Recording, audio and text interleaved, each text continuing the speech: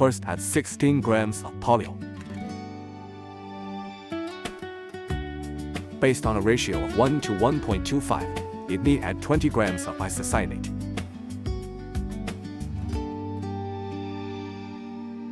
Add another 20 grams of isocyanate.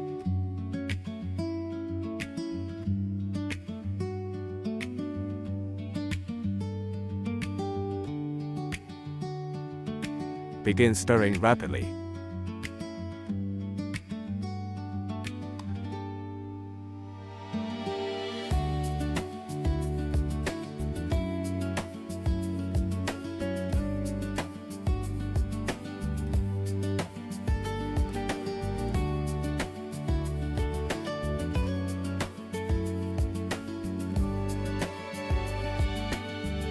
Right now, it is a bit soft. Gradually, it will become harder and harder.